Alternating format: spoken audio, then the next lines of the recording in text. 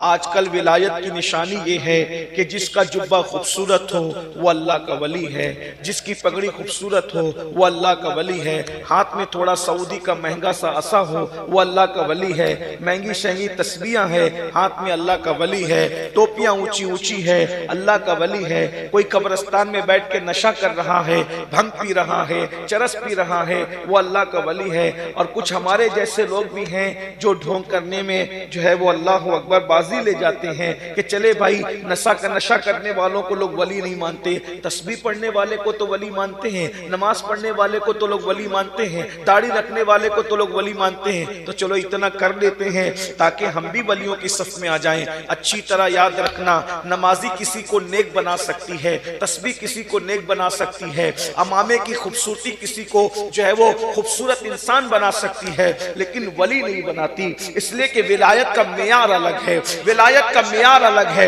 अल्लाह अकबर। मैं वली बनाने वाले की बात करूं, अगर अपनी बात करूं तो आपको एतराज होगा, इसलिए मैं अपने जवानों से कहता हूं किसी को नेक मानो, इसमें कोई शक नहीं, बल्कि हर इंसान को अपने से ज्यादा नेक मानो, ये अच्छी बात है, हुस्न ज़न है, लेकिन किसी को जल्दी से वली मत कहा करो। इसलिए कि अगर आप किसी को वली कहते हैं अपनी मर्जी से तो गोया कि आप अल्लाह पर बोहतान लगाते हैं। जिसको अल्लाह ने वली नहीं बनाया उसको आप वली कहते हो तो गोया कि ये माज़अल्लाह आप अल्लाह पे बोहतान लगा रहे हो।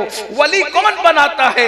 अल्लाह वली बनाता है, और अल्लाह के इज़्न से अगर कोई वली बनाता है तो उस वली बनाने वाले को हैदर कर्रार अली इब्ने अबू तालिब कहते हैं। इसलिए कि काजी सनाउल्लाह पानीपती फरमाते हैं हजरत आदम के दौर से लेकर आज के जमाने तक जितने भी वली बने हैं वो अली के फैजाने नजर से वली बने हैं।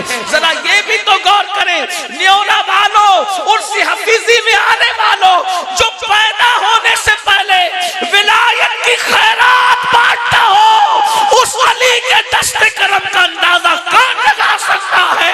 इसीलिए तो हम कहते हैं कभी दीवार हिलती है, कभी दर कांप जाता है, अली का नाम सुनकर अब भी साबिर पाक को हजरत बाबा फरीद ने कलियर शरीफ की सरजमीन अता फरमाई, लेकिन महबूब इलाही को दिल्ली की जमीन अता की। दोनों के लिए जमीन अलग अलग क्यों चुनी? उसकी वजह यह थी कि साबिर पाक की तबीयत के अंदर गोशा नशीनी थी, इसलिए वो जंगल की जमीन अता की, और हजरत महबूब इलाही के अंदर दरबारों को चैलेंज करने की सलाहियत थी, तो आपको जो वो दिल्ली जैसी राजधानी में बिठाया। अल्लाह अकबर। और साबिर पाक का हाल ये कि गूलर खा के जिंदगी गुजारी, और महबूब इलाही का हाल ये कि घोड़े जो पाले थे उसके गले में जंजीर सोने की पहनाते थे और चांदी की मेखें जमीन में डलवाते थे। उस जमाने में 200 से जायद का खर्चा लंगर का हुआ करता था।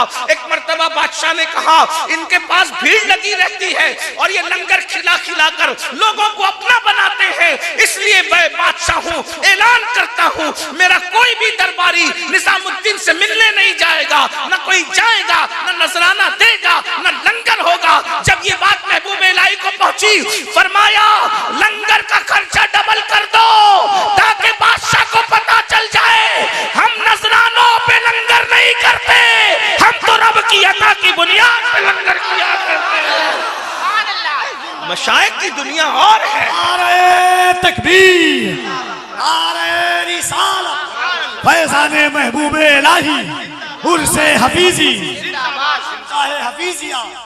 महबूब इलाही से मिलने के लिए बादशाह आना चाहता था। महबूब इलाही फरमाते हैं बादशाह से कह दो हमने 2 दरवाजे इसीलिए बना के रखे हैं कि एक से तू आएगा और दूसरे से मैं निकल के चला जाऊंगा। हमें बादशाहों से मिलने के लिए टाइम नहीं है, ये वली लोग होते, ये वली लोग होते मेरे भाई का 2 दरवाजे इसलिए है कि एक से बादशाह आएगा, दूसरे से हम चले जाएंगे। एक मर्तबा बादशाह महबूब इलाही के दोस्त का इंतकाल हुआ। बादशाह बहुत ज़ियारत करना चाहता तो कि महबूब इलाही थे बड़े खूबसूरत, बहुत खूबसूरत थे महबूब इलाही, बहुत औलाद अली थे ना, मौला अली की औलाद थे, मौलाए कायनात। और वो भी कैसे? उनके शजरे नसब में 11 के 11 इमामों के नाम मौजूद है।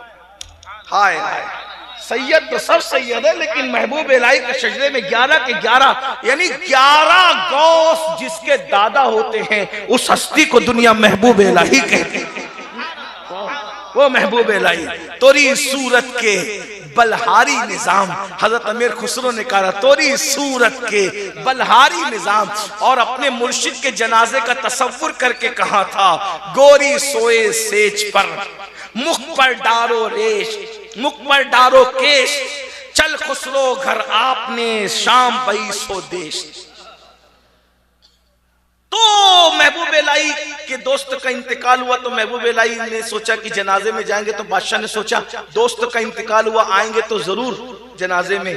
तो महबूब इलाही जनाजे में गए, बादशाह के बैठ गया, जियारत की थे बड़े खूबसूरत। महबूब इलाही ने अपने पैर फैला दिए ऐसे, तो बादशाह के जो चमचे साथ में थे बोले इतने बड़े शेखुल इस्लाम, इतने बड़े अल्लाह के वली, और आपने बादशाह के सामने पैर फैला दिए, ऐसे कोई पैर फैला के बैठता है? तो मैं हाँ, जहां हाथ फैलते हैं वहां पैर नहीं फैलते हैं, और जहां पैर फैलते हैं वहां हाथ नहीं फैलते हैं। हम यार की बारगाह में हाथ फैलाते हैं तो मस्जिदों में पैर नहीं फैलाते, और हम बादशाह के आगे हाथ नहीं फैलाते, इसलिए पैर फैला के साबित कर रहे हैं कि हम यहाँ पैर फैलाते हैं, हाथ नहीं फैलाते। ये अल्लाह के वली लोग होते हैं। तो अर्ज ये कर रहा था, इसमें आजम मांगने के लिए मुरीद पीर के पास आता है, हजरत मुझे इसमें आजम दीजिए।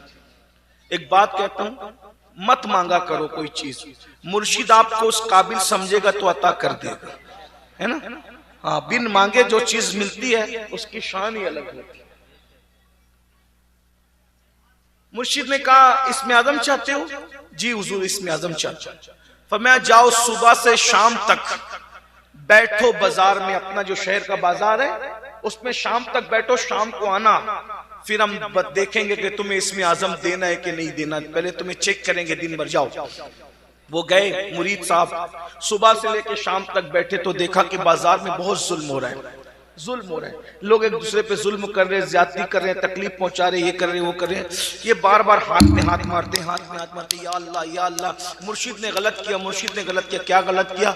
अगर आज मुर्शिद मुझे इसमें आजम दे देते, ये जुल्म कर रहा है, इसको घूर देता, इसमें आजम पढ़ के मर जाता, उसको सजा देता, उसको सजा देता। लेकिन जब शाम हुई, हद हो गई, बल्कि हद खत्म हो गई। न्योरा शरीफ में आने वालों इस बात को गौर से सुनना, शायद मैं पूरे 12 सिफात न पढ़ सकूं, इसी पर बात पूरी कर दूं, तवज्जो कीजिए। जब शाम हुई तो शाम के वक्त एक 80 साल का बूढ़ा अपने सर पे लकड़ी का गट्ठा रख करके लाया, और जैसे जमीन पे रखा उसके पूरे हाथ पैर कांप रहे थे। 80 साल की उम्र जो हो चुकी थी। बादशाह के सिपाही चाबुक लेकर के आए, बड़े बड़े वो जो हंटर वगैरह होते वो चाबुक लेकर के आए, और उस बुड्ढे से कहा ये लकड़ी उठा चल, और हमारे घर पहुंचा, और कान खोल के सुन, तुझे कोई पैसे वैसे नहीं मिलेंगे, मुफ्त में पहुंचा। तो अब ये जो मुरीद था ना, ये तो बेचैन हो गया बेचारा, दिल इसका नरम था, ने सोचा मुर्शिद दिन भर जो हुआ वो तो बहरहाल बर्दाश्त के काबिल न था, लेकिन शाम को इस 80 साल के बुढ़े पे जो जुल्म हो रहा है, काश के मुर्शिद ने मुझे इसमें आजम दिया होता तो मैं इसमें आजम की बरकत से इन सिपाहियों को कत्ल कर देता, खत्म कर देता। बहरहाल रोते धोते वो मुरीद आया, खानका में बैठा। मुर्शिद ने कहा क्या हुआ? कहा सरकार दिन भर तो जो जुल्म की दास्तान थी वो तो थी, लेकिन शाम को कयामत थी, कयामत। आप मुझे आज इसमें आजम सिखा देते ना तो मैं उसका इस्तेमाल करता। मुर्शिद ने मुस्कुरा के पूछा हुआ क्या बाबा, वो तो बता। तो मुरीद ने कहा हजरत दिन भर का जुल्म तो छोड़िए, शाम को 80 साल का बूढ़ा, उसने लकड़ियां जंगल से तोड़ करके लाई, काट करके लाई, कितनी मेहनत की होगी 80 साल के उस बुढ़े बाबा ने। और जब उसने बाजार में बेचने के लिए रखी तो बादशाह के सिपाही आए, और बादशाह के सिपाहियों ने उसको हंटर से दिखाकर कहा ये लकड़ियां उठा, हमारे घर पहुंचा। वो बुढ़ा लेकर के गया, और फिर उस बूढ़े को कहा खबरदार हम तुझे पैसे नहीं देंगे, मुफ्त में पहुंचा। कितना जुल्म है सरकार, 80 साल के बूढ़े पे इतना जुल्म। काश कि मुझे इसमें आजम मालूम होता, इसमें आजम पढ़ के उनको कत्ल कर देता। हजरत मुर्शिद ने मुस्कुराया, कहा हजरत इतनी जुल्म की दास्तान सुन के आप मुस्कुरा रहे? फरमाया बेटा वो बूढ़ा कौन था तुझे पता है? 80 साल का जिसको तू बुढ़ा कह रहा है वो बूढ़ा कौन था? कौन है? कहा वो इस शहर का कुतुब है, कुतुब, वही शहर का कुतुब है, और उसी ने मुझे इस्म आजम सिखाया है, मैंने इस्म आजम उससे सीखा है। तो कहा हुजूर, मैं उसमें होते हुए जुल्म को देखकर उन सिपाहियों को इस्म आजम से कत्ल कर देना चाहता हूं, फिर वो इस्म आजम का इस्तेमाल क्यों नहीं करता? तो कहा बेटा, जब तक अपनी जात में जुल्म करने वालों को माफ करने का ये सलीका नहीं मिलता, उस वक्त तक अल्लाह किसी को इस्म आजम का मकाम अता नहीं करता। जिनको वली बनाते हैं उनको शान गफ्फारी का मजहर बनाते हैं। यानी जब तक माफ करने का सलीका नहीं मिलता उस वक्त तक, यहां तो थोड़ा सा कोई धक्का दे दे हम उसको घूर के देखते हैं। जलसों में हम क्या क्या नहीं कर रहे हैं मेरे भाई। और फिर सुन लीजिए दो बातें और, उसको हुजूर की दो सिफात से हिस्सा मिलता है, हुजूर की दो सिफात का मजहर बनता है। वो नंबर एक, वो हुजूर की एक सिफत है, हुजूर अपनी उम्मत पर शफीक है, मेहरबान है, तो वो हुजूर की उम्मत पे मेहरबान होता है। और हुजूर रफीक है उम्मत के, यानी हुजूर उम्मत के दोस्त हैं, उम्मत को प्यार करते हैं, उम्मत से मोहब्बत करते हैं, तो वो रफीक और शफीक होता है हुजूर की उम्मत पर, बहुत शफकत करता है। हुजूर कितनी शफकत करते थे उम्मत से, एक मर्तबा मेरे आका अलैहिस्सलातु व तस्लीम के कोई हाथ में हाथ देता, और हाथ में हाथ दे करके, हुजूर के हाथ बड़े नर्म थे, गोरे गोरे थे, ठंडे ठंडे थे, रेशम से ज्यादा नर्म थे।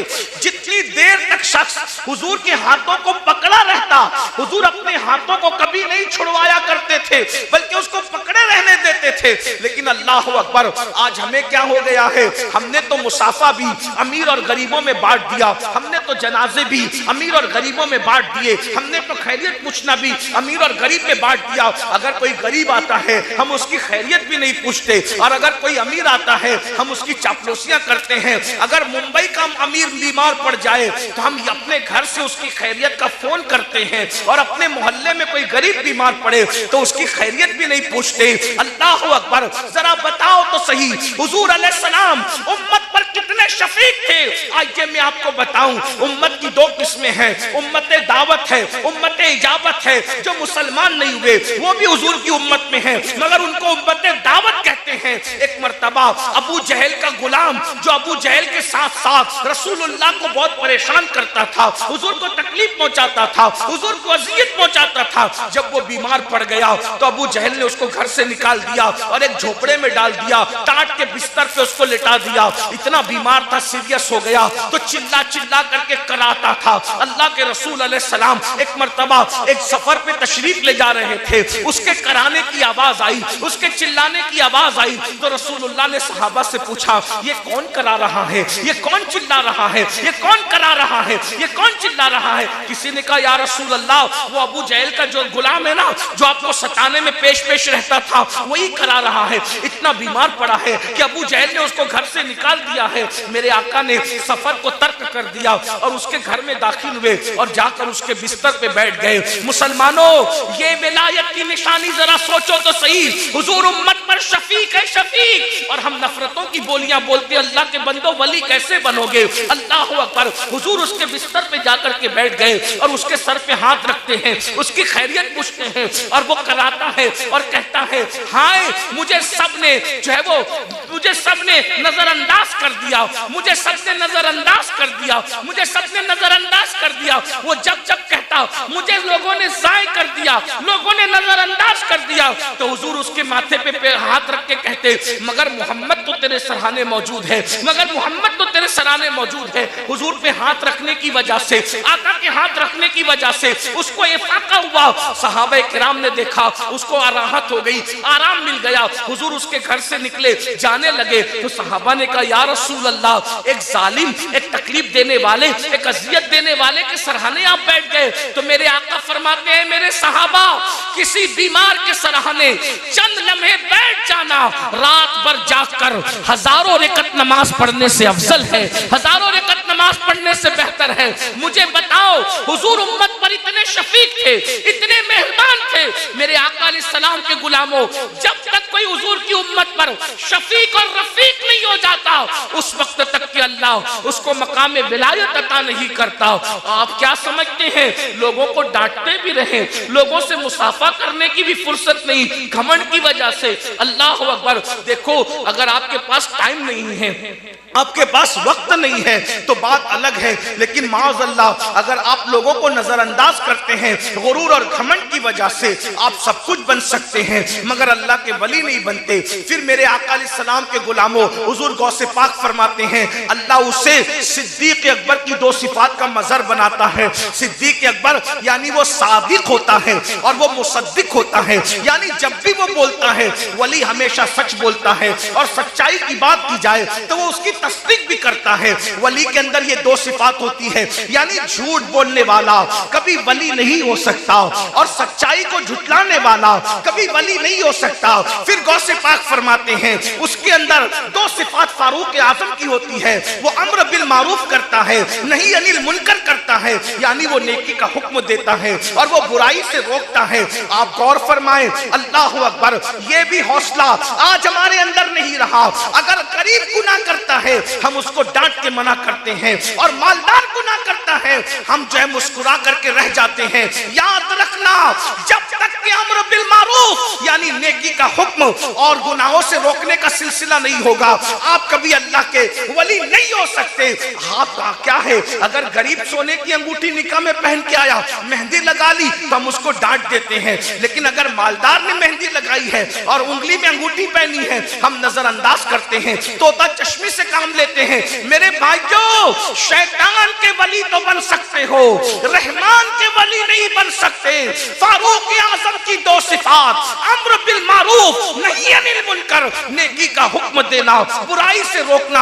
आज देखो तो सही, अल्लाह अकबर, सुलह कुल्लियत का मिजाज भी बढ़ रहा है और विलायत के दावे भी है। बड़ी माजरत के साथ, अल्लाह अकबर, बड़ी माजरत के साथ हम देख रहे हैं फला शख्स नमाज नहीं पढ़ता, हमने उसको कभी नमाज की दावत दी? हजरत सैयदी हफीज मियां रहमतुल्लाह अलैह की बारगाह में उर्स के मौके पर हाजिर हूँ।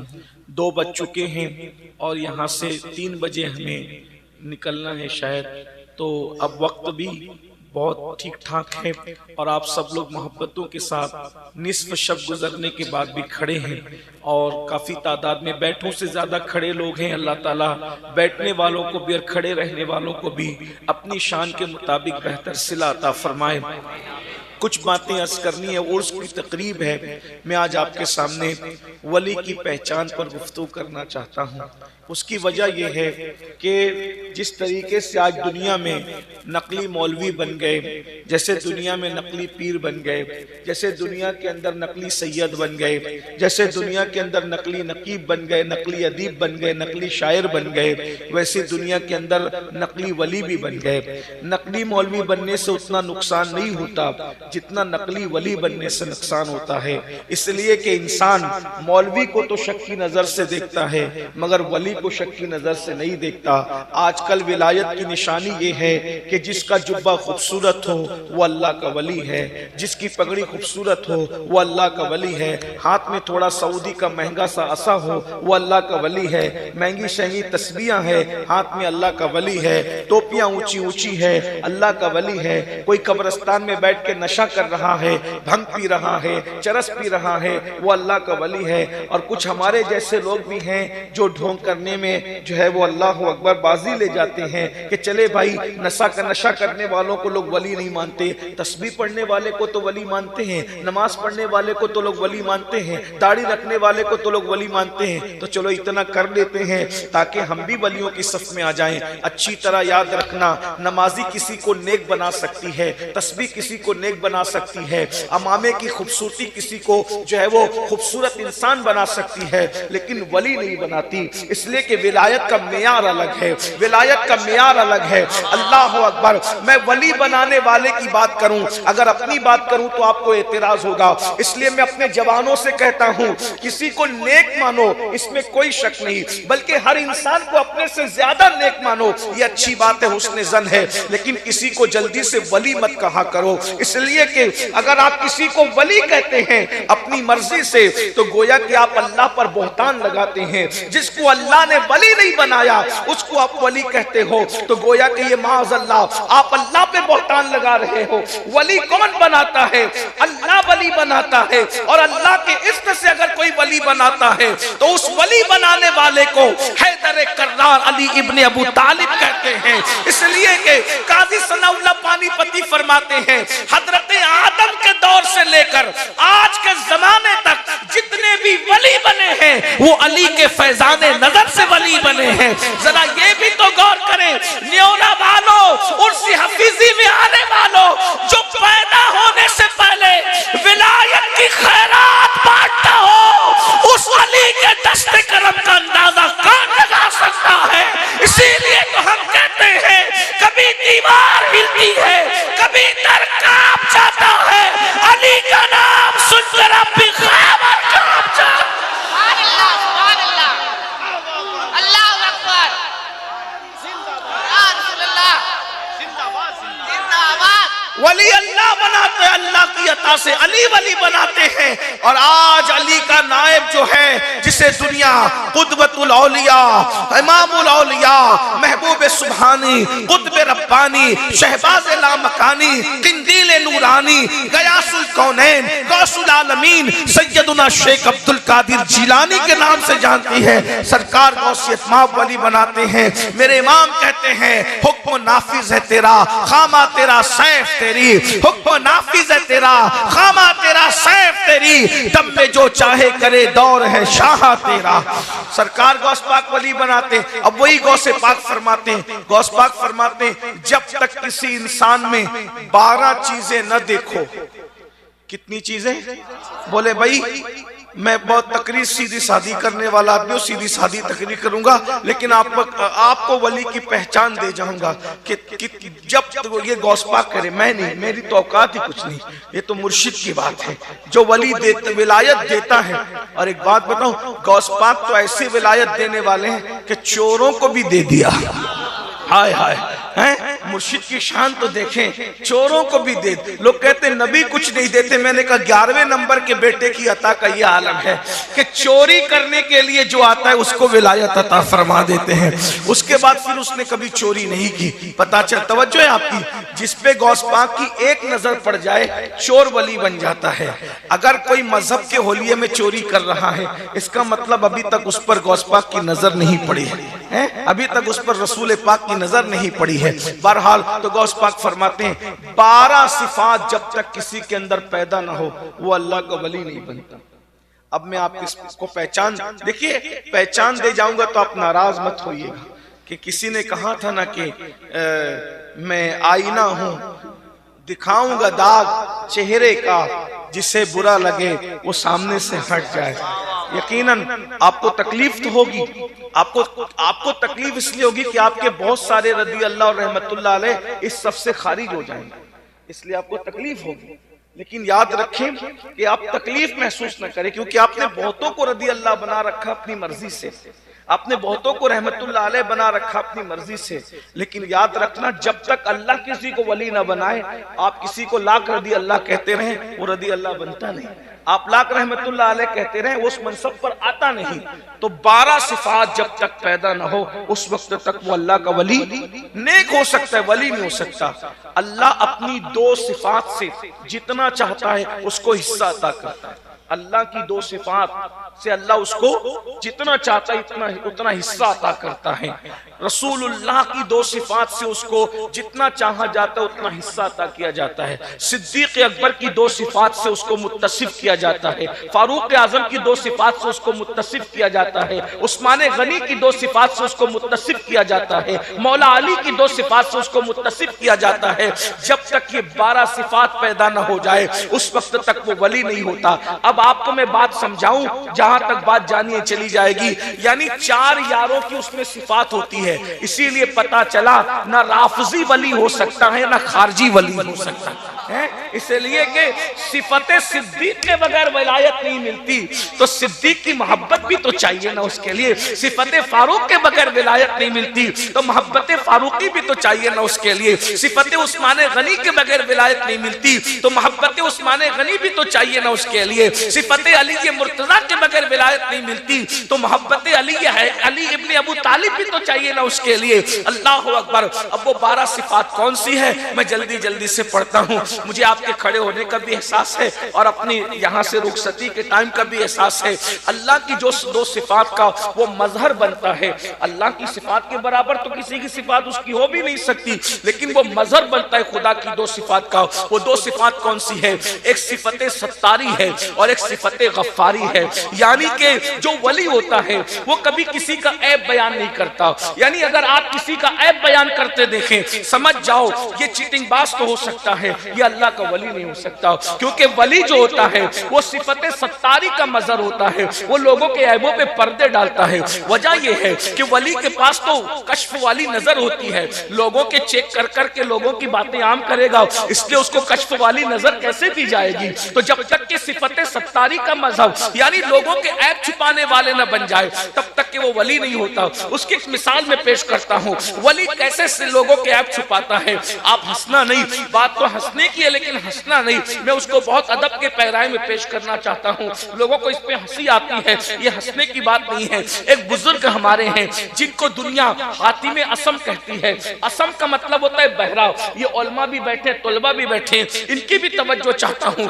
आज ऐब जोई भी की जा रही है, लोगों के ऐब भी खोले जा रहे हैं, और उसके बाद जो है वो माज़अल्लाह विलायत का टाइटल भी बरकरार है, अल अयाज़ु बिल्लाह। बल्कि अब तो ये हो गया भाई, किसी के अंदर ऐब हो उसको बयान करने वाला वली नहीं होता, तो बोहतान लगाने वाला वली कैसे हो सकता है? इल्जाम लगाने वाला वली कैसे हो सकता है? मेरे भाइयों जरा गौर करना, सिर्फ नमाज रोजे से विलायत नहीं मिलती, विलायत बहुत बड़ा मनसब है। अल्लाह का दोस्त जो बनता है उसको वो वली होता है। आपको बताऊं, अहरे गहरे नत्तु खैरे को आप अपना दोस्त नहीं बनाते, अल्लाह किसी अहरे गहरे को अपना दोस्त कैसे बनाएगा? जिसको दोस्त बनाता है उसको फिर बहुत बड़ी सिफात अता करता है। अल्लाह अकबर। सिफत सत्तारी का वली मजहर कैसे होता है? अल्लाह अकबर। हातिम असम, उलमा जानते हैं असम कहते हैं बहरे को। क्या कहते हैं? बहरा। असम का मतलब बहरा। उनको पूरी दुनिया हातिम असम कहती है। असम हातिम बहरा, हातिम बहरा, हातिम। किसी वली को बहरा कह के पुकार सकते, किसी आलिम को बहरा कह के पुकार सकते, लेकिन उनको इतना बहरा बहरा बहरा बहरा बहरा कहा गया कि जब तक हातिम को असम न कहा जाए उनकी पहचान नहीं होती। इसलिए हमें तकरीर में भी उनको बहरा कह के पुकारना पड़ता है। वो बहरे थे नहीं, बहरे कैसे कहलाए? तो बहरा कहलाने की वजह यह थी, एक बूढ़ी औरत बुढ़िया उनके पास मसला पूछने के लिए आई कि मसला पूछना चाहती थी। ऐसे में वो आई तो उसके पेट में कोई तकलीफ थी, तो पेट में उसके गैस भर गई। तो अब उसने सोचा इतने बड़े बुजुर्ग की बारगाह में, इतने बड़े आलिम, इतने बड़े फकीह की बारगाह में अगर मैं पेट की गैस खारिज करूंगी तो अच्छा नहीं। तो उसने दबाने की कोशिश की, लेकिन बुढ़ापे की वजह से उस इंसान के कमजोर हो जाते हैं, तो न चाहते हुए भी उसकी हवा निकल गई। तो हवा निकल गई तो वो बूढ़ी औरत शर्मिंदा हो गई कि हातिम जैसे इतने बड़े बुजुर्ग के सामने मेरे पेट की हवा खारिज हो गई। तो वो शर्मिंदा हुई। तो हजरत हातिम ने कहा, माई तुम कुछ कह रही थी, जरा कहो। उसने फिर कहा और जोर से कहो। उसने फिर कहा, फिर कहा और जोर से कहो। वो बूढ़ी औरत खुश हो गई कि जो मेरे मुंह की आवाज नहीं सुन सकता, जो मेरे मुंह की आवाज नहीं सुन सकता, वो पेट से निकलने वाली हवा की आवाज कैसे सुनेगा? और उसकी सारी शर्मिंदगी दूर हो गई। और उसके बाद से जब तक वो बुढ़िया जिंदा रही, हातिम अपने आप को बहरा बना करके पेश करते रहे। मुरीदों ने कहा, मुर्शिद आप बहरे नहीं हो, लेकिन बहरा होने की गोया कि आप एक्टिंग कर रहे हो। ये एक्टिंग मैं आपको समझाने के लिए कह रहा हूं, लेकिन ये है कि बहरा होने का आप अमल कर रहे हो। आप बहरे नहीं हो, लेकिन आप बहरा होने की एक्टिंग क्यों करते हो? जबकि आप बहरे नहीं हो। आपने फरमाया, अल्लाह की किसी बंदी को शर्मिंदगी से बचाने के लिए मुझे बहरा कहलाना अच्छा लगता है, मगर नबी को शर्मिंदा करना अच्छा नहीं है। एक बूढ़ी औरत के ऐब पे पर्दा डालने के लिए कयामत तक के लिए बहरा होने का ऐब अपने लिए बर्दाश्त कर लिया, लेकिन अल्लाह की बंदी के ऐब पे पर्दे डाल दिए। ये वली होते हैं? आप बताएं, जब वली की ये शान होती है तो सैयदुल औलिया हुजूर गौसुल आजम दस्तगीर के ऐब के अंदाज का आलम क्या होगा, उनके ऐब पोशी का अंदाज क्या होगा। ये है वली की शान कि वली लोगों के ऐब छिपाते हैं। नंबर 2, उसे सिफते गफ्फारी का मजहर बनाया जाता है। गफ्फारी मतलब माफ करना, वो सबको, अपने बेगाने सबको माफ करता है। जो बदला ले वो वली नहीं हो सकता। जो अपनी जात के लिए बदला ले वो वली नहीं हो सकता। या तो 2-4 बंदे अगर मानने वाले हो जाए, कोई छेड़छाड़ करे तो उसको हम पिटवा देते हैं, उसको उठवा लेते हैं, उसको बर्बाद कर दे, तबाह कर देते। नहीं, वली सिफते गफ्फारी का मजहर होता है। कैसे माफ करता है? एक बात सुन ले, वली का माफ करने का अंदाज कैसा। एक मुरीद थे और अपने पीर साहब के पास वो पहुंचे का सरकार सुना है कि इसमें आजम बहुत बड़ी चीज है। आप लोग भी यूट्यूब वगैरह पे कुछ सुन लेते हैं तो उसमें लग जाते हैं कि ये हमें मिलना चाहिए। देखो, ये जो तसव्वुफ है, ये अमलियात है, ये थ्योरी नहीं है, ये प्रैक्टिकल है। आजकल यूट्यूब पर वली बनाने की क्लासें चल रही है। मैंने कहा ये यूट्यूब पर वली बनाने की क्लासें वली बनाएगी आपको, ये सब नहीं है। ये निगाहें वली बनाती है, नजरें वली बनाती है, खानकाएं वली बनाती है। तो बहरहाल तो मुरीद आया पीर साहब के पास, सरकार मुझे इसमें आजम बताइए, इसमें आजम क्या होता है। अब वो कौन समझाए लोगों को कि ये मांगा नहीं जाता ना ये दिया जाता है। जब बंदा उस काबिल होता है तो ये सीने से सीने में उंडेल दिया जाता है। अब इसके चक्कर में आप इधर उधर भटकते हो, फिर लोग बर्बाद कर देते हैं, तबाह कर देते हैं। पहली बात तो मैं आपको यहाँ एक नसीहत करता हूँ, अगर आप बुरा नहीं माने, यूट्यूब पे जो अमलियात दिए जाते हैं आप उसको कभी ना करना। अगर आपको करना है तो अपने मशाइख, अपने पीरों से लेके करना, यूट्यूब वाले अमलियात कभी नहीं करना। इसका ख्याल करना आप। उसकी वजह बताऊं, क्योंकि नुस्खे बहुत होते हैं, लेकिन नुस्खे जो होते हैं वो डॉक्टर आदमी की तासीर देखकर देता है। अगर आपने नुस्खा पढ़ लिया और उसको इस्तेमाल करना शुरू किया तो आपकी तबीयत के अंदर जो है वो हरारत है और बरूदत वाला नुस्खा ले लिया, तब तो आप गड़बड़ी में पड़ जाएंगे। नुस्खा तो सही है लेकिन आपकी तासीर अलग है। तो इससे याद रखना, ये जो मुरीद हुआ जाता है ना पीर लोगों से, तो ये तरबियत के लिए मुरीद हुआ जाता है। और पीर जो होता है वो आपकी तबीयत देख के इस्लाह करता है। जैसे एक मिसाल में हदीस की रोशनी में आपको समझाऊं, एक दरबार हुजूर का जमा हुआ है, एक सहाबी आए, या रसूल अल्लाह सबसे अफजल अमल कौन सा है? सबसे अफजल अमल कौन सा है? फरमाया अपने माँ बाप की खिदमत करना, ये सबसे अफजल अमल है। वो बैठ गए। फिर एक दूसरे सहाबी आए, हुजूर सबसे अफजल अमल कौन सा है? फरमाया भूखों को खाना खिलाना सबसे अफजल अमल है।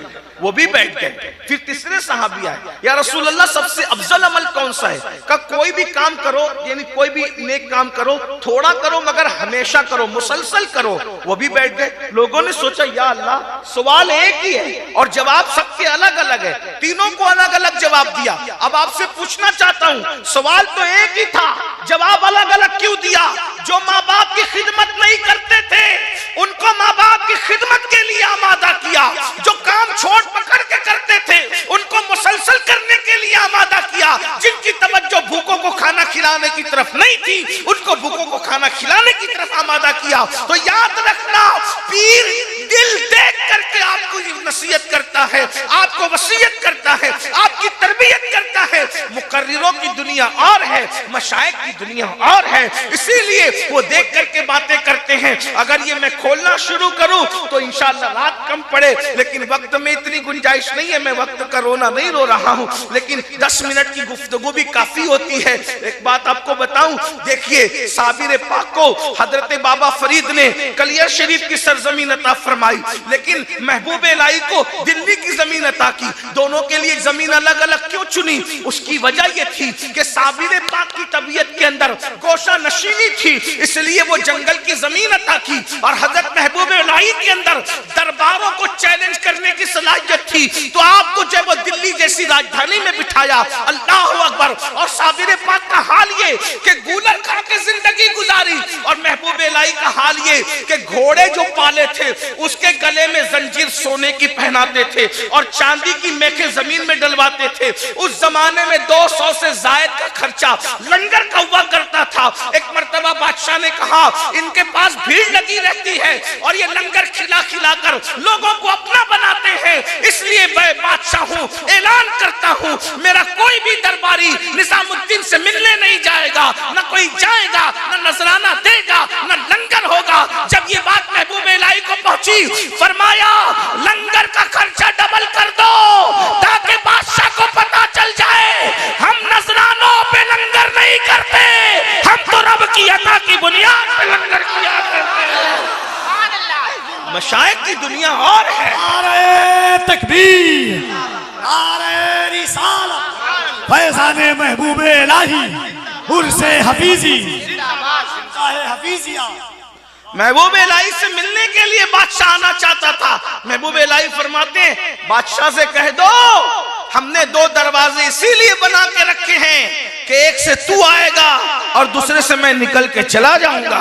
हमें बादशाहों से मिलने के लिए टाइम नहीं है, ये वली लोग होते, ये वली लोग होते मेरे भाई। का 2 दरवाजे इसलिए है कि एक से बादशाह आएगा, दूसरे से हम चले जाएंगे। एक मर्तबा बादशाह महबूब इलाही के दोस्त का इंतकाल हुआ। बादशाह बहुत ज़ियारत करना चाहता तो कि महबूब इलाही थे बड़े खूबसूरत, बहुत खूबसूरत थे महबूब इलाही, बहुत औलाद अली थे ना, मौला अली की औलाद थे, मौलाए कायनात। और वो भी कैसे? उनके शजरे नसब में 11 के 11 इमामों के नाम मौजूद है। हाय हाय, सैयद तो सब सैयद है, लेकिन महबूब इलाही के शजरे में 11 के 11 यानी 11 गौस जिसके दादा होते हैं, उस हस्ती को दुनिया महबूब इलाही कहते हैं। वो महबूब इलाही तोरी सूरत के बलहारी निजाम, हजरत अमीर खुसरो ने कहा तोरी सूरत के बलहारी निजाम। और अपने मुर्शिद के जनाजे का तसव्वुर करके कहा था, गोरी सोए सेज पर मुख पर डारो रेश, मुख पर डारो केश, चल खुसरो घर आपने शाम बई सो देश। तो महबूब इलाही के दोस्त का इंतकाल हुआ, तो महबूब इलाही ने सोचा कि जनाजे में जाएंगे, तो बादशाह ने सोचा दोस्त का इंतकाल हुआ, आएंगे तो जरूर जनाजे में। तो महबूब इलाही जनाजे में गए, बादशाह के बैठ गया, जियारत की थे बड़े खूबसूरत। महबूब इलाही ने अपने पैर फैला दिए ऐसे, तो बादशाह के जो चमचे साथ में थे बोले इतने बड़े शेखुल इस्लाम, इतने बड़े अल्लाह के वली, और आपने बादशाह के सामने पैर फैला दिए, ऐसे कोई पैर फैला के बैठता है? तो मैं हाँ, जहां हाथ फैलते हैं वहां पैर नहीं फैलते हैं, और जहां पैर फैलते हैं वहां हाथ नहीं फैलते हैं। हम यार की बारगाह में हाथ फैलाते हैं तो मस्जिदों में पैर नहीं फैलाते, और हम बादशाह के आगे हाथ नहीं फैलाते, इसलिए पैर फैला के साबित कर रहे हैं कि हम यहाँ पैर फैलाते हैं, हाथ नहीं फैलाते। ये अल्लाह के वली लोग होते हैं। तो अर्ज ये कर रहा था, इसमें आजम मांगने के लिए मुरीद पीर के पास आता है, हजरत मुझे इसमें आजम दीजिए।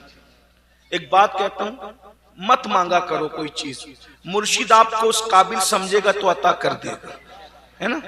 हाँ, बिन मांगे जो चीज मिलती है उसकी शान ही अलग होती है। मुर्शिद ने कहा इसमें आजम चाहते हो? जी हुजूर इसमें आजम चाहते हो। फरमाया जाओ सुबह से शाम तक बैठो बाजार में, अपना जो शहर का बाजार है उसमें शाम तक बैठो, शाम को आना, फिर हम देखेंगे कि तुम्हें इसमें आजम देना है कि नहीं देना, पहले तुम्हें चेक करेंगे, दिन भर जाओ। वो गए मुरीद साहब, सुबह से लेकर शाम तक बैठे, तो देखा कि बाजार में बहुत जुल्म हो रहा है, जुल्म हो रहा है, लोग एक दूसरे पे जुल्म कर रहे हैं, ज्यादती कर रहे हैं, तकलीफ पहुंचा रहे हैं, ये कर रहे हैं, वो कर रहे हैं। ये बार बार हाथ में हाथ मारते हैं, हाथ में हाथ मारते, या अल्लाह या अल्लाह, मुर्शिद ने गलत किया, मुर्शिद ने गलत किया। क्या गलत किया? अगर आज मुर्शिद मुझे इसमें आजम दे देते, ये जुल्म कर रहा है, इसको घूर देता, इसमें आजम पढ़ के ये मर जाता, उसको सजा देता, उसको सजा देता। लेकिन जब शाम हुई हद हो गई, बल्कि हद खत्म हो गई। न्योरा शरीफ में आने वालों इस बात को गौर से सुनना, शायद मैं पूरे 12 सिफात न पढ़ सकूं, इसी पर बात पूरी कर दूं। तवज्जो कीजिए। जब शाम हुई तो शाम के वक्त एक 80 साल का बूढ़ा अपने सर पे लकड़ी का गट्ठा रख करके लाया और जैसे जमीन पे रखा उसके पूरे हाथ पैर कांप रहे थे। 80 साल की उम्र जो हो चुकी थी। बादशाह के सिपाही चाबुक लेकर के आए, बड़े बड़े वो जो हंटर वगैरह होते वो चाबुक लेकर के आए और उस बुड्ढे से कहा ये लकड़ी उठा चल, और हमारे घर पहुंचा और कान खोल के सुन, तुझे कोई पैसे वैसे नहीं मिलेंगे, मुफ्त में पहुंचा। तो अब ये जो मुरीद था ना, ये तो बेचैन हो गया बेचारा, दिल इसका नरम था। ने सोचा मुर्शिद दिन भर जो हुआ वो तो बहरहाल बर्दाश्त के काबिल न था, लेकिन शाम को इस 80 साल के बुढ़े पे जो जुल्म हो रहा है, काश के मुर्शिद ने मुझे इसमें आजम दिया होता तो मैं इसमें आजम की बरकत से इन सिपाहियों को कत्ल कर देता, खत्म कर देता। बहरहाल रोते धोते वो मुरीद आया, खानका में बैठा। मुर्शिद ने कहा क्या हुआ? कहा सरकार दिन भर तो जो जुल्म की दास्तान थी वो तो थी, लेकिन शाम को कयामत थी, कयामत। आप मुझे आज इसमें आजम सिखा देते ना तो मैं उसका इस्तेमाल करता। मुर्शिद ने मुस्कुरा के पूछा हुआ क्या बाबा, वो तो बता। तो मुरीद ने कहा हजरत दिन भर का जुल्म तो छोड़िए, शाम को 80 साल का बूढ़ा उसने लकड़ियां जंगल से तोड़ करके लाई, काट करके लाई। कितनी मेहनत की होगी 80 साल के उस बुढ़े बाबा ने। और जब उसने बाजार में बेचने के लिए रखी तो बादशाह के सिपाही आए और बादशाह के सिपाहियों ने उसको हंटर से दिखाकर कहा ये लकड़ियां उठा, हमारे घर पहुंचा। वो बुढ़ा लेकर के गया और फिर उस बूढ़े को कहा खबरदार हम तुझे पैसे नहीं देंगे, मुफ्त में पहुंचा। कितना जुल्म है सरकार, 80 साल के बूढ़े पे इतना जुल्म। काश कि मुझे इसमें आजम मालूम होता, इसमें आजम पढ़ के उनको कत्ल कर देता। हजरत मुर्शिद ने मुस्कुराया, कहा हजरत इतनी जुल्म की दास्तान सुन के आप मुस्कुरा रहे? फरमाया बेटा वो बूढ़ा कौन था तुझे पता है? 80 साल का जिसको तू बुढ़ा कह रहा है वो बूढ़ा कौन था? कौन है? कहा वही शहर का कुतुब है, कुतुब, वही शहर का कुतुब है, और उसी ने मुझे इसमें आजम सिखाया है, मैंने इसमें आजम उससे सीखा है। तो कहा हुजूर मैं उसमें होते हुए जुल्म को देखकर उन सिपाहियों को इसमें आजम से कत्ल कर देना चाहता हूं, फिर वो इसमें आजम का इस्तेमाल क्यों नहीं करता? तो कहा बेटा जब तक अपनी जात में जुल्म करने वालों को माफ करने का ये सलीका नहीं मिलता, उस वक्त तक अल्लाह किसी को इसमें आजम का मकाम अता नहीं करता। जिनको वली बनाते हैं उनको शान गफ्फारी का मजहर बनाते हैं। यानी जब तक माफ करने का सलीका नहीं मिलता उस वक्त तक, यहां तो थोड़ा सा कोई धक्का दे दे हम उसको घूर के देखते हैं। जलसों में हम क्या क्या नहीं कर रहे हैं मेरे भाई। और फिर सुन लीजिए दो बातें और, उसको हुजूर की 2 सिफात से हिस्सा मिलता है, हुजूर की 2 सिफात का मजहर बनता है। वो नंबर 1 वो हुजूर की एक सिफत है, हुजूर अपनी उम्मत पर शफीक है, मेहरबान है। तो वो हुजूर की उम्मत पे मेहरबान होता है। और हुजूर रफीक है उम्मत के, यानी हुजूर उम्मत के दोस्त हैं, उम्मत को प्यार करते हैं, उम्मत से मोहब्बत करते हैं। तो वो रफीक और शफीक होता है हुजूर की उम्मत पर, बहुत शफकत करता है। हुजूर कितनी शफकत करते थे उम्मत से। एक मर्तबा मेरे आका अलैहिस्सलातु व तस्लीम के कोई हाथ में हाथ देता और हाथ में हाथ दे करके, हुजूर के हाथ बड़े नर्म थे, गोरे गोरे थे, ठंडे ठंडे थे, रेशम से ज्यादा नर्म थे। जितनी देर तक शख्स हुजूर के हाथों को पकड़ा रहता, हुजूर अपने हाथों को कभी नहीं छुड़वाया करते थे, बल्कि उसको पकड़े रहने देते थे। लेकिन अल्लाह अकबर, आज हमें क्या हो गया है, हमने तो मुसाफा भी अमीर और गरीबों में बांट दिया, हमने तो जनाजे भी अमीर और गरीबों में बांट दिए, हमने तो खैरियत पूछना भी अमीर और गरीब में बांट दिया। अगर कोई गरीब आता है हम उसकी खैरियत भी नहीं पूछते, और अगर कोई अमीर आता है हम उसकी चापलूसियां करते हैं। अगर मुंबई का अमीर बीमार पड़ जाए तो हम अपने घर से उसकी खैरियत का फोन करते हैं, और अपने मोहल्ले में कोई गरीब बीमार पड़े तो उसकी खैरियत भी नहीं पूछते। अल्लाह अकबर, जरा बताओ तो सही, हुजूर अलैहिस्सलाम उम्मत पर कितने शफीक थे।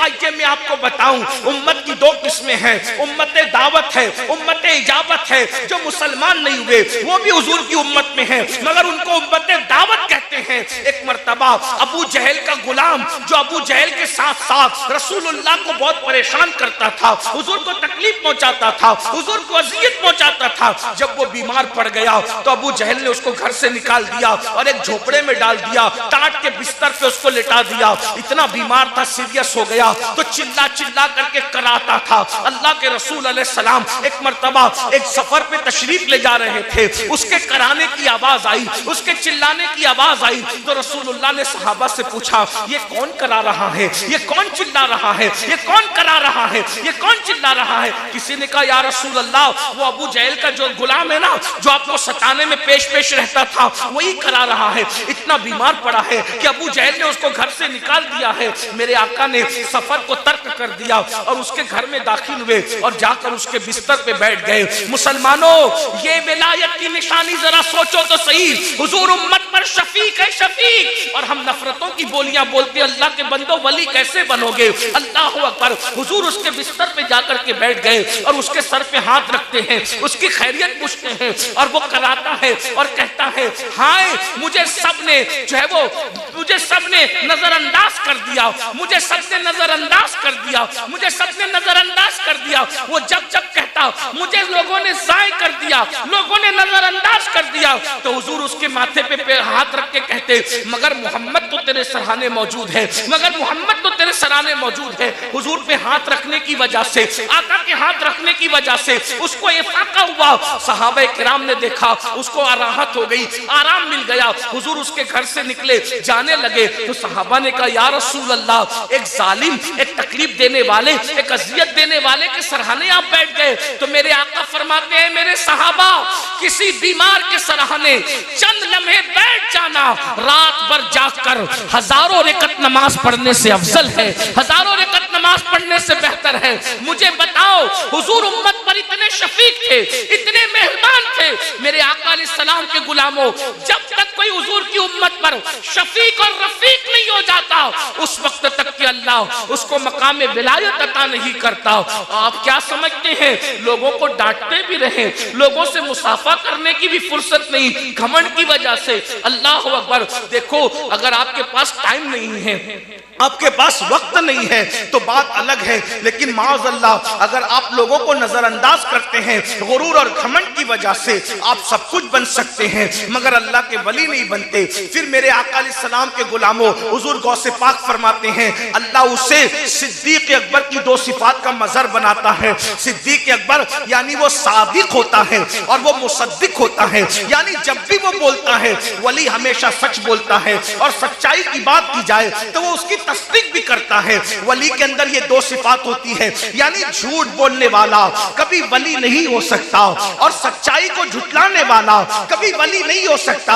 फिर गौसे पाक फरमाते हैं, उसके अंदर दो सिफात फारूक आजम की होती है, वो अम्र बिल मारूफ करता है, नहीं अनिल मुनकर करता है, यानी वो नेकी का हुक्म देता है और वो बुराई से रोकता है। आप गौर फरमाएं, अल्लाह अकबर, ये भी हौसला आज हमारे अंदर नहीं रहा। अगर गरीब गुनाह करता है हम उसको डांट के मना करते हैं और मालदार गुनाह करता है हम जो है मुस्कुरा करके रह जाते हैं। याद रखना, जब तक कि अम्र बिल मारूफ यानी नेकी का हुक्म और गुनाहों से रोकने का सिलसिला नहीं होगा, आप कभी अल्लाह के वली नहीं हो सकते। आप क्या है, अगर गरीब सोने की अंगूठी निकाह में पहन के आया, मेहंदी लगा ली तो हम उसको डांट देते हैं, लेकिन अगर मालदार ने मेहंदी लगाई है और उंगली में अंगूठी पहनी है हम नजरअंदाज करते हैं, तोता चश्मे से काम लेते हैं। मेरे भाइयों, शैतान के वली तो बन सकते हो, रहमान के वली नहीं बन सकते। फारूक आजम की दो सिफात, अम्र बिल मारूफ, नही अनिल मुनकर, नेकी का हुक्म देना, बुराई से रोकना। आज देखो तो सही, अल्लाह अकबर, सुलह कुल्लियत का मिजाज भी बढ़ रहा है और विलायत के दावे भी है। बड़ी माजरत के साथ, अल्लाह अकबर, बड़ी माजरत के साथ हम देख रहे हैं फला शख्स नमाज नहीं पढ़ता, हमने उसको कभी नमाज की दावत दी इस खौफ से कि कहीं ये मुरीद टूट ना जाए, आइंदा साल ये मिलना छोड़ ना दे, नजर पेश ना करे। मैं पीरों की इस्लाह नहीं कर रहा हूं, मैं आपके लिए कह रहा हूं। मुझे बताए तो सही, हमारे गिर्द पेश के अंदर कितने बेनमाजी हैं, कितने झूठ बोलने वाले हैं, कितने गीबत करने वाले हैं, कितने चुगली। हम किसी को रोकते हैं? हम लोग का हाल तो ये कि जलसा करने जाते हैं, कमेटी के लोग हमें लेने के लिए आते हैं, नमाज का वक्त तो मुसल्ला बिछाकर अदब से पीछे खड़े हो जाते हैं, नमाज नहीं पढ़ते। हमने कभी उनको नमाज की दावत दी? आपने खुद नमाज पढ़ी और बेनमाजी को आपने नमाज की दावत नहीं दी, तो क़यामत के दिन आपसे पूछा जाएगा कि आपके सामने उसने नमाज छोड़ी, आपने उसको नमाज की दावत क्यों नहीं दी? आप नमाजी है, आपके बच्चों को आप नमाज की दावत क्यों नहीं देते? आप अपनी बीवी को नमाज की दावत क्यों नहीं देते? आप अपने भाइयों को नमाज की दावत क्यों नहीं देते? सिर्फ जलसे में तबलीग नहीं है, हर मुसलमान मुबल्लिग है। बल्लिगु अन्नी वलौ आया, आका फरमाते पहुंचा दो मेरी तरफ से अगरचे एक ही बात हो। अपने घर में अगर हर आदमी गुनाह को रोकने वाला बन जाए तो आपके घर से बुराई खत्म हो जाएगी। आप आइला मोहम्मद कहते हैं, हम आपकी जूतियों को अपने सर पे रखने के लिए तैयार हैं, लेकिन मुझे बताओ, जिस दिल में रसूलुल्लाह की मोहब्बत होगी उस दिल में शराब की मोहब्बत हो सकती है, उस दिल में जिना की मोहब्बत हो सकती है, उस दिल में गीबत और चुगली की मोहब्बत हो सकती है। आइला मोहम्मद कह रहे हो, किस मुंह से कह रहे हो? अगर वाकई दिल में मुस्तफा जान रहमत का इश्क है तो तुम्हारे मोबाइल की स्क्रीन पर हीरो की तस्वीर क्यों है? क्यों है तुम्हारे मोबाइल के स्क्रीन पर हीरो की तस्वीर? डरो उस दिन से जिस दिन कब्र में अल्लाह के रसूल आए और हुजूर से तुम्हारी मुलाकात हो और हुजूर नाराज होकर चेहरा फेर करके कहें, जालिम, मुनाफिक, दज्जाल, झूठे, कज़्ज़ाब, मुझसे इश्क का दावा करता था और मोबाइल के स्क्रीन पे हीरो की तस्वीर रखता था, मुझसे इश्क का दावा करता था और अपने मोबाइल के अंदर गाने रखता था, अपने मोबाइल के अंदर फिल्में रखता था। तेरी बेटी बेपर्दा घूमती थी, तेरी बीवी बेपर्दा घूमती थी, तेरे घर के अंदर तो सीरियल के नाम पर मुशरिकीन के जो है वो मजहबी तराने बजा करते थे। बताओ हुजूर को क्या मुंह दिखाओगे? जलसों में इश्क मुस्तफा का दावा करना आसान है, लेकिन प्रैक्टिकल लाइफ में आशिक रसूल बन जाना आसान नहीं है। मेरे भाइयों, इश्क मुस्तफा क्या है? जो आशिक रसूल बन जाता है उसकी शान ये है, फरिश्तों के पर जहां थक जाते हैं आशिक रसूल उसके आगे परवास करता है। ये तो अपना अपना है हौसला, ये तो अपनी अपनी उड़ान है। कोई थकते रह गया बाम तक, कोई कहकशा से गुजर गया। मुझे तो यहाँ आला हजरत याद आते हैं। आप आशिक रसूल, मुझसे बेहतर आशिकों में उसका इनकार नहीं करता, लेकिन एक बात कहता हूं, न्योरा शरीफ के उर्स में आने वालों, ये दर्द दिल के तौर पे बात कर रहा हूं। आप कहते हो आशिक रसूल है, आइला मोहम्मद। अगर किसी को चिढ़ाने के लिए आइला मोहम्मद कह रहे हो, तुम जानो तुम्हारा काम जानो, और अगर दिल से कह रहे हो आइला मोहम्मद, तो आपको एक बात बताऊं, आला हजरत याद आती। सैयदी आला हजरत के पास एक शख्स आया, शायर था। वो शायर कहता, हुजूर मैं आपको नात सुनाना चाहता हूं। सैयदी आला हजरत ने कहा, ठीक है सुनाओ। जब उसने नात पढ़नी शुरू की ना, तो उसकी नात के अंदर अशार ये थे कि या रसूल अल्लाह, मैं आपके बगैर ऐसे तड़पता हूं, ऐसे तड़पता हूं जैसे बगैर पानी के मछली तड़पती है, ऐसे तड़पता हूं। आला हजरत रो पड़े, बहुत रोए, और जब वो नात पूरी कर चुका तो इमाम अहले सुन्नत ने फरमाया, शायर साहब जैसा आप कह रहे हैं अगर वही आपके दिल के जज्बात हैं तो अहमद रजा तुम्हारे कदम चूमने के लिए तैयार है, लेकिन जैसा आप कह रहे हैं अगर वैसे आपके दिल के जज्बात नहीं हैं तो अल्लाह से डरो, आप किस बारगाह में झूठ बोल रहे हो? रसूलुल्लाह की बारगाह। एक सवाल मेरा आपसे, थोड़ा देर संजीदगी से सोचो। या रसूल अल्लाह, मैं अपनी जान से ज्यादा आपसे इश्क करता हूं, सब कहते हो ना, फजर में उठते क्यों नहीं हो भाई? फिर फजर में सोते क्यों रहते? जो अपनी नींद से ज्यादा, बस इसे एक जुमले पे गौर कर लेना, कुछ याद रहे ना याद रहे, न्योरा शरीफ की ओर से एक पैगाम, जब तुम अपनी जान से ज्यादा अपने नबी से इश्क करते हो तो फजर में उठते क्यों नहीं? फजर में सोते क्यों पड़े रहते हो? जो अपनी नींद से ज्यादा अपने नबी से इश्क नहीं करता, क्या वो अपनी जान से ज्यादा अपने नबी से इश्क कर सकता है? किसकी बारगाह में झूठ बोल रहे हो? अरे तुम्हारे झूठ बोलने पर हैरत को भी हैरत होती होगी मेरे भाई, हैरत भी हैरत से तुम्हारा मुंह तकती होगी मेरे भाई। कि आदमी झूठ बोलता है अपने जैसे इंसान के सामने, नबी के सामने झूठ कौन बोलता है? जो झूठ बोलता है वो मुनाफिक होता है। मैं नहीं कह रहा हूं कि तुम झूठे हो, लेकिन मैं ये बात कह रहा हूं, मैं पूछना चाहता हूं, जान से ज्यादा इश्क की बात करते हो, नींद से ज्यादा नबी से इश्क नहीं करते? अगर नींद से ज्यादा नबी से इश्क होता तो हम नबी की मोहब्बत में नींद कुर्बान नहीं करते? फजर की 10 मिनट की नींद किसके पास टाइम है? फेसबुक के लिए तो वक्त है, यूट्यूब के लिए तो वक्त है, गानों के लिए तो वक्त है, फिल्मों के लिए तो वक्त है। क्या हमें अल्लाह रसूल के लिए भी वक्त है? अपनी जान से ज्यादा नबी से प्यार करते हो? अगर डॉक्टर कह दे कि तुम्हें शुगर हो गई, अल्लाह ना करे तुम में से किसी को शुगर हो, लेकिन एक बात कहता हूं, डॉक्टर कह दे तुम्हें शुगर हो गई, तो बोलो जान की हिफाजत के लिए शुगर छोड़ते हो कि नहीं छोड़ते? शुगर हो गई, मिठाई छोड़ दी, फल छोड़ दिए, 1 सेकंड में छोड़ते हो। क्यों? डॉक्टर ने मना कर दिया अगर मैं मिठाई खाऊंगा किडनी फेल हो जाएगी, शुगर बढ़ जाएगी, फालेज हो सकता है, हार्ट अटैक हो सकता है। जान बचाने के लिए बोलो मिठाई छोड़ी कि नहीं छोड़ी? डॉक्टर के कहने पे, अरे नादान तू आशिक रसूल है, आई लव मोहम्मद किस मुंह से कहता है मेरे भाई? तू बिल्कुल कह, मैं मना नहीं कर रहा हूं, लेकिन एक बात पूछता हूं, डॉक्टर के कहने पर जान से मोहब्बत है तो मिठाई छोड़ी कि नहीं छोड़ी? रसूलुल्लाह के कहने पर क्या गुनाह भी छोड़े तूने ईमान बचाने के लिए? मिठाई खाएगा तो जान जाने का खतरा है, गुनाह करेगा तो ईमान जाने का खतरा है। मिठाई से मना करने वाला डॉक्टर है और गुनाह से मना करने वाला तेरे और मेरे रसूल है। हम डॉक्टर की बात मान गए, नबी की बात कब मानेंगे? कौन सा गुनाह है जो आज हमारी जिंदगी के अंदर मौजूद नहीं? अपनी आंखों का मिसयूज नहीं करते, आंखों का गलत इस्तेमाल नहीं करते, औरतों पर पाप की नजरें कौन डालता है? यही जो जलसों में कहते हैं हम आशिक़े रसूल, इल्ला माशा।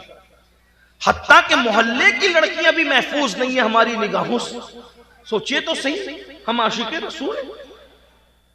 यहां तक के शादियों में हमारे रिश्ते की बेटियां भी हमारी बदनजरी से महफूज नहीं है। लड़कियां इसलिए मेकअप करके आई हैं कि हमें देखा जाएगा, लड़के इसलिए सज-धज के आए हम किसी को देखेंगे। बल्कि ये वलीमे, ये शादियां, ये मैयतों की महफिलें और बहुत सारे जलसे भी माज़अल्लाह कि किसी से किसी के ताल्लुक को जोड़ने का सबब बन जाते नाजायज तौर पर। गौर तो कीजिए, कहां हो? अरे आशिक़े रसूल तो वो था जब हजरत बिलाल हबशी की आवाज आई, मदीने मुनव्वरा के सोने वालों, सोने का वक्त नहीं है, बिस्तरों पे रोने वालों, रोने का वक्त नहीं है, चलो तुम्हें मुस्तफा जान रहमत बुला रहे हैं। तो पहली रात का दूल्हा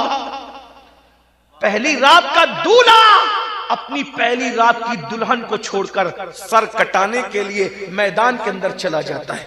जरा गौर फरमाइए, आशिक़ रसूल वो था जिसने पहली रात की दुल्हन को छोड़ा। जरा गौर करें, मैं इसकी तशरीह नहीं कर सकता। पहली रात की दुल्हन को छोड़ के जाना आसान है? पहली रात की दुल्हन को छोड़ के जाना माँ की खैरियत पूछने के लिए भी आसान नहीं होता। वो पहली रात की दुल्हन छोड़कर हजरत हंजला मैदान में पहुंचे और जान कुर्बान कर दी। लेकिन इश्क का सिला भी क्या मिलता है? इश्क का सिला भी क्या मिलता है? अल्लाह ने गोया के माहौल ही बदल दिया। हदीस पाक है, देखो आशिक के लिए किस तरह कानून बदल दिया जाता है, आशिक के लिए कानून कैसे बदला जाता है। क्या रसूलुल्लाह की हदीस नहीं सुनी? जहां नापाक आदमी होगा, जहां जुनबी होगा, जिसपे जो गुस्ल जनाबत फर्ज है, जिस पर गुस्ल जनाबत फर्ज है, वहां रहमत के फरिश्ते नहीं हो सकते। लेकिन ऐ हंजला, तुम पर हमारे माँ बाप कुर्बान, हंजला को रहमत के फरिश्ते गुस्ल दे रहे हैं। जहां जनाबत है वहां रहमत के फरिश्ते नहीं, लेकिन जहां रहमत के फरिश्ते वहां जनाबत वाला आदमी नहीं, और जहां जनाबत वाला आदमी है वहां रहमत के फरिश्ते नहीं। मगर हंजला को तो जनाबत है और रहमत के फरिश्ते गुस्ल दे रहे हैं। गोया के आशिक के लिए कानून ही बदल दिया गया कि हंजला जनाबत वाला था, मगर इश्क मुस्तफा में जामे शहादत नोश किया तो उनको गुस्ल देने के लिए रहमत के फरिश्ते आ गए। जरा गौर कीजिए, आज हम आशिक़े रसूल कह रहे हैं नात सुनने तक, आशिक़े रसूल कह रहे हैं तकरीर सुनने तक, आशिक़े रसूल कह रहे हैं उर्स में शिरकत तक। मेरे भाई नहीं, नहीं, इश्क में तो सर दिए जाते हैं, इश्क में तो जान दी जाती है, इश्क में तो सब छोड़, गुनाह नहीं छोड़ते। अल्लाह ने महबूब से मोहब्बत की, महबूब की मोहब्बत में अल्लाह ने किबला बदल दिया। सारे नबियों का किबला अक्सर तौर पर अंबियाए बनी इसराइल का किबला बैतुल मुकद्दस था, लेकिन अल्लाह ने महबूब की मोहब्बत में बैतुल मुकद्दस की बजाय काबे को किबला बना दिया। अल्लाह अपने महबूब की मोहब्बत में किबला बदल देता है। हम अपने नबी के इश्क में अपनी जिंदगी नहीं बदल सकते, अपनी जिंदगी को तब्दील नहीं कर सकते। हर उर्स से हफीजी में आने वालों, हम इशा पढ़ के आए और कौन जाग के फजर पढ़ेगा? रात के 2-3 बजे तक जगेंगे। जो पढ़ते हैं वो भी नहीं पढ़ेंगे, बहुत से लोग सोने की वजह से, इल्ला माशाल्लाह, और जो नहीं पढ़ते वो तो नहीं पढ़ेंगे। आपको बताऊं, हुजूर गौसे पाक फरमाते हैं, बेनमाजी मरे उसे मुसलमान के कब्रिस्तान में भी दफन मत करो। इमामुल मुतकल्लिमीन मौलाना नकी अली खान अलैहिर्रहमा आला हज़रत के वालिद लिखते हैं कि बेनमाजी मर जाए तो बहुत सारे शाफई उलमा ने कहा कि उसकी कब्र भी मत बनाओ, बेनमाजी की मिट्टी बराबर कर दो उसको जलील करने के लिए। गौर फरमाइए, जब बेनमाजी की कब्र, बाद शवाफी उलमा कहते हैं मिट्टी बराबर कर दी जाए, यानी जैसे कब्र का निशान बनाते वैसे कब्र का निशान ना बनाया जाए, मिट्टी बराबर कर दी जाए, ताकि लोगों को इबरत हो कि बेनमाजी था इसलिए जलील हुआ, इसकी कब्र नहीं बनाई गई।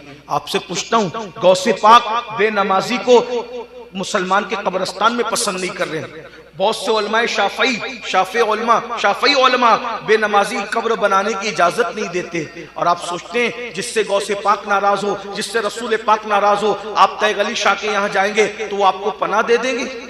आप हजरत सैयदी मोहम्मद अब्दुल हफीज कादरी साहब रहमतुल्लाह अलैह की बारगाह में आएंगे, वो आपको प्यार की नजर से देखेंगे? जिसे गौसे पाक गुस्से की नजर से देख रहे हैं, उसे हजरत सैयदी हफीज साहब जो है वो अल्लाह के वली, अल्लाह के बरगजीदा बंदे प्यार से देखेंगे। हजरत तैगली शाह उसको प्यार से देखेंगे। रसूलुल्लाह फरमाए, बेनमाजी क़यामत के दिन उसके साथ मेरा कोई वादा नहीं, बेनमाजी मेरे जिम्मे से खारिज है, मैं बेनमाजी से बेजार हूँ। आका अलैहिस्सलाम फरमाते, मैं बेनमाजी से बेजार हूँ, बेनमाजी के साथ मेरा कोई वादा नहीं क़यामत के दिन। तो जिससे रसूलुल्लाह बेजार हो, आप गरीब नवाज के जाएंगे तो गरीब नवाज आपको प्यार की नजर से देखेंगे। आप क़यामत के दिन अल्लाह की बारगाह में जाएंगे तो अल्लाह आपको प्यार की नजर से देखेगा। मुझे बताओ तो सही, हम जलसे के लिए 3-3 घंटा निकालते हैं, 4-4 घंटा निकालते हैं। ये मेरे भाई जो खड़े हैं, मैं अल्लाह की बारगाह में इनकी सिफारिश करता हूँ, अल्लाह इन्हें जज़ाए खैर दे, इनकी नस्लों को आबाद करे। लेकिन मैं एक बात पूछता हूँ, 3 घंटे से खड़े हो, 2 घंटे से खड़े हो जलसा सुनने के लिए, किसकी मोहब्बत में? पीर साहब की मोहब्बत में, सज्जादा साहब की मोहब्बत में, कफीर साहब की मोहब्बत में, शायर साहब की मोहब्बत में, खतीब साहब की मोहब्बत में, सैयद साहब की मोहब्बत में। 3-3 घंटा खड़े हो मखलूक की मोहब्बत में, 10 मिनट खालिक की मोहब्बत में भी मस्जिद में खड़े रहते हो। हम क्या करें? और हम खुश हैं। यकीनन मैं तुम्हें सलाम करता हूं तुम्हारी वफादारी को। अल्लाह के लिए 10 मिनट नहीं निकाल सकते। ये मखलूक, चाहे कफील साहब हो, चाहे अमीन साहब हो, चाहे सज्जादा साहब हो, मरोगे कोई तुम्हारी कब्र में नहीं आएगा। सच्ची बात, सच्ची कोई नहीं आएगा। और कोई आ भी नहीं सकता है। कोई खुदकुशी करेगा क्या तुम्हारी कब्र में आके? हम आएंगे तो मर ना जाएंगे? नहीं आ सकते। कब्र में किसने आना है? एक हस्ती, बस एक, उसके सिवा कोई नहीं। वो हस्ती है आमिना का लाल। हुजूर के सिवा तुम्हारी कब्र में कोई नहीं आने वाला। बहुत माजरत के साथ भाइयों, अपनी आखिरत का ख्याल कर लो। धोखा दे रहे हो अपने आप को, धोखा। सिर्फ जलसे सुनना दीन नहीं है, सिर्फ उर्सों में शिरकत करना दीन नहीं है, सिर्फ उलमा से प्यार और मोहब्बत और हाथ चूमना दीन नहीं है, सिर्फ नजराना पेश करना दीन नहीं है। दीन वो है जो रसूलुल्लाह लेकर आए थे। जब तक उस पर अमल करोगे, जब तक उस पर अमल नहीं करोगे, ना हमारे हाथ चूमना काम आएंगे, ना तो आपको उर्स में आना काम आएगा, ना आपको जलसे में आना काम आएगा। इसलिए कि क़यामत के दिन सबसे पहला सवाल होगा, नमाज पढ़ी थी कि नहीं पढ़ी थी। पहला सवाल नमाज का होगा। अल्लाह के रसूल ने फरमाया। आज आप नमाज का मजाक उड़ाते हो। किसी एक साहब ने मुझे कहा कि एक शख्स कह रहे थे, जलसे में क्या कह रहे थे, एक शख्स कह रहे थे कि जो गुनाह करे वो नमाज पढ़े। हमने तो कोई गुनाह नहीं किया तो हम क्यों नमाज पढ़े? मैंने कहा इसका ये जुमला कितना गंदा है, इसका ये कौल बदतरस कौल है, पेशाब से भी ज्यादा गंदा इसका जुमला है। ये कह रहा है कि नमाज वो पढ़े जिसने गुनाह किया। तो अल्लाह के रसूल ने माज़अल्लाह कौन सा गुनाह किया? वो सैयदुल मासूमीन है। सब पर 5 वक्त की फर्ज थी, अल्लाह के रसूल पे 6 वक्त की नमाज फर्ज। हुजूर पे कितने वक्त की फर्ज थी? 6 वक्त। अगर आप ये समझते हो कि अमीनुल कादरी साहब हमारे लिए दुआ कर देंगे तो हमारी किस्मत बदल जाएगी, मैं आपको मायूस करने नहीं आया, लेकिन तुम्हारे और मेरे नबी के फरमान पर अगर तुम्हारा ईमान है, हुजूर की बात पर तुम्हारा ईमान है, तो अल्लाह के रसूल फरमाते हैं जो नमाज नहीं पढ़ता नेक लोगों की दुआ से अल्लाह उसका हिस्सा खत्म कर देता है। यानी जो बेनमाजी है उसके लिए कितना बड़े से बड़ा वली अल्लाह वाला दुआ करे, अल्लाह उसकी दुआ को की बरकत से उसको महरूम कर देता है बेनमाजी को। ये अल्लाह के रसूल ने फरमाया, हदीस से पाक है कि बेनमाजी का हिस्सा अल्लाह वालों की दुआ से खत्म कर दिया जाता है, बेनमाजी की उम्र कम कर दी जाती है, बेनमाजी के चेहरे से रौनक उठा ली जाती है, बेनमाजी की उम्र कम कर दी जाती है, उसकी रोजी को घटा दिया जाता है, बेनमाजी को बीमारियों में मुब्तला किया जाता है, बेनमाजी को उसकी औलाद को बेनमाजी का गद्दार बना दिया जाता है, औलाद उसको सदमे देती है, औलाद उसको टेंशन देती है, औलाद उसको तकलीफ देती है, औलाद उससे बेवफाई करती है। मेरे भाइयों बताओ आज आप ये सब आपके साथ हो रहा है कि नहीं हो रहा है? बीमारियों में मुब्तला हो, 30-40 साल की उम्र से बीमारियां शुरू हो गई है, ये क्यों है? बेनमाजीपन की वजह से। औलाद गद्दारी कर रही है, क्यों है? बेनमाजीपन की वजह से। मेरे भाइयों अम्र बिल मारूफ नही अनिल मुनकर की बात आई तो मैंने कहा नमाज की तरफ आओ, 10 मिनट का वक्त लगता है एक वक्त की नमाज के लिए, आओ अल्लाह की बारगाह में। याद रखना किसी भी बड़े से बड़े वली की बारगाह से बड़ी बारगाह अल्लाह की बारगाह है, ये बात में सच्ची है, अहले सुन्नत का अकीदा है। आपको मैं पूछना चाहता हूँ, हम अल्लाह के दरबार में नहीं जाते और वलीउल्लाह के दरबार में जाते हैं। अब आप सबको कुछ लोगों को ये चीज बुरी भी लगती है कि अमीनुल कादरी साहब ऐसा कहते हैं कि आप लोग अल्लाह के वली के दरबार में जाते हो, अल्लाह के दरबार में नहीं आते। मैंने वलियों के दरबार में जाने से किसी को नहीं रोका, मैं खुद जाता हूँ, मेरा शौक है, मेरी दिलचस्पी है। किसी भी शहर में अल्लाह का वली हो मैं पहुंचता हूँ तो वहां जरूर हाजिरी देता हूँ। गरीब नवाज के यहाँ तो अल्हम्दुलिल्लाह शुक्र के तौर पे कह रहा हूँ, महीने में 1-2 मरतबा मेरी हाजिरी हो जाती है। गरीब नवाज मेरे मुर्शिद की बारगाह है, खाजा हिंद वो दरबार है आला तेरा, कभी महरूम नहीं मांगने वाला तेरा। लेकिन ये बात उस समय मैं कह जा रहा हूँ मेरे भाइयों, अम्र बिल मारूफ और नही अनिल मुनकर के तौर पे अल्लाह के दरबार से रिश्ता तोड़ लोगे तो वली अल्लाह के दरबार में जाना आपको काम नहीं आए। आप इस पे नाराज हो या खुश हो मुझे कोई परवाह नहीं है। याद रखना हर वली आपको अल्लाह से जोड़ने आया। अगर आप अल्लाह के गद्दार हो जाओ, अल्लाह से टूट जाओ, अल्लाह से रिश्ता कमजोर कर लो, कोई वली के दरबार में जाने से आपको फायदा नहीं होगा। इसलिए अगर अल्लाह के वली के दरबार से फायदा उठाना है तो पहले अल्लाह के दरबार से अपना रिश्ता जोड़ो। देखो अल्लाह के वली ने खुद अल्लाह के दरबार से रिश्ता जोड़ा तभी तो वो वली बने।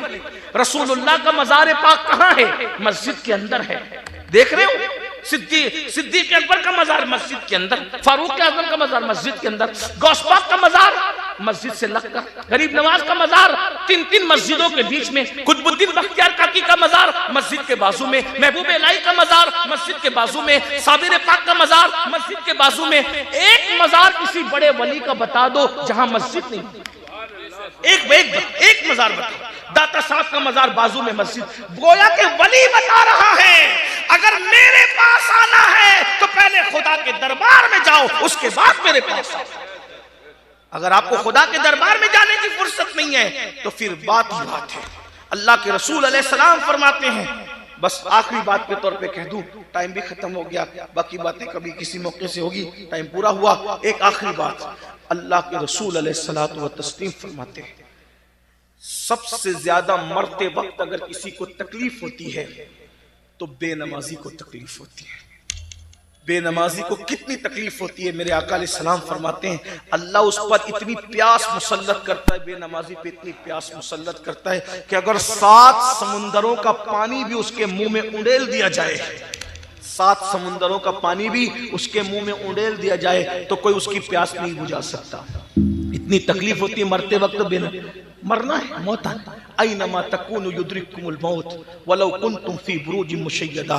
अगर तुम मजबूत किले में जाके छुपोगे तो भी वहां तुम्हें मौत आएगी। और आखिरी बात के तौर पे वो हदीस सुन लो, लरसते हुए दिल के साथ, कांपते हुए दिल के साथ, तुम्हारे मेरे नबी का फरमान। मैं किसी मौलवी साहब की गुफ्तगू नहीं सुना रहा हूँ, मैं तो मौलाए कुल की बात सुना रहा हूँ, जो मौला अली के भी मौला है, सारे मौलाओं के मौला है। मुस्तफ़ा जान रहमत का फरमान, मेरे और तुम्हारे रसूल फरमाते हैं कि जब बेनमाजी को उसकी कब्र में रखा जाता है तो उस पर एक गंजा सांप जिसकी उम्र हजारों साल की है, उसका नाम भी अल्लाह के रसूल ने बताया। उसका नाम शुजाउल अक़रा है, उसका नाम शुजाउल अक़रा है। और उसकी कैफियत ये है, उसके जो नाखून हैं वो लोहे और तांबे के हैं, और उसका डंक जो है, एक बार शुजाउल अक़रा अगर किसी को डसता है तो वो 7 गज जमीन के अंदर जाके धंसता है। ये मौलवी साहब की बात, रसूलुल्लाह का। मौलवी साहब की बात अगर आप नजरअंदाज कर दो अच्छी बात नहीं, लेकिन आप उससे काफिर नहीं होंगे। मौलवी साहब की बात अगर आप उनका जाती कौल नजरअंदाज कर दो आप काफिर नहीं होंगे, लेकिन ये रसूलुल्लाह का फरमान है जिसने अपनी मर्जी से कभी कोई बात की ही नहीं। वमा यंतिक़ु अनिल हवा इन हुवा इल्ला वह्युन यूहा। ये अपनी मर्जी से कुछ नहीं कहते, उन पे जो वही की जाती है वो कहते हैं, यानी जबान इनकी होती है, कलाम खुदावंद कुद्दूस का होता है। मेरे भाइयों अपने हाल पे रहम कर लो, हम में कोई नहीं है जो अल्लाह के अज़ाब को बर्दाश्त कर सके। जिस अश्शजाउल अक़रा के बारे में अल्लाह के रसूल ये फरमाए कि अगर वो किसी पहाड़ पे डंक मारे तो पहाड़ रेजा रेजा हो जाए, अगर वो दुनिया में फुनकार दे तो दुनिया के सारे इंसान उसकी गर्मी की वजह से मर जाए।